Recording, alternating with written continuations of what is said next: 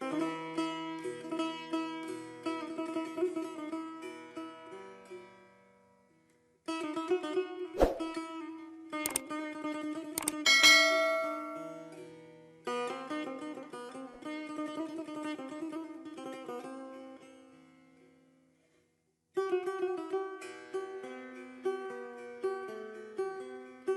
عاشقیم خوشتر از این کار نیست، یعنی به کارهای دگر اعتبار نیست. دانی بهش چیز که داریم انتظار، جز ماهتاب و باده و آغوش یار نیست.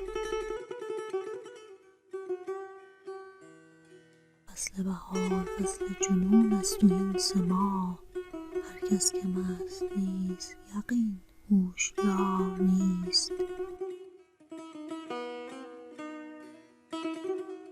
سنجیده ایم ما بجز از موی و روی یار، حاصل ز رفت آمد لیل و نهار نیست.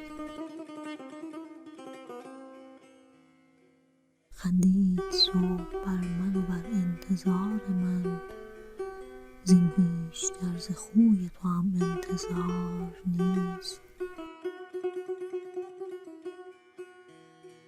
دیشب لبش چو غنچه تبسم به من نمود، اما چه سود زان که به یک گل بهار نیست. فرهاد یاد باد که چون داستان او، شیرین حکایتی ز کسی یادگار نیست.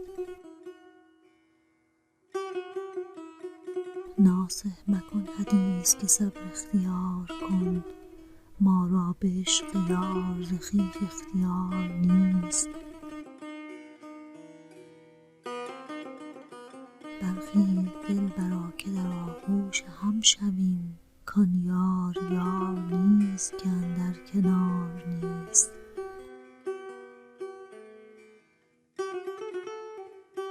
امید شیخ بسته به تسبیح و خرقه است، گویا به عطف و لطف تو امیدوار نیست.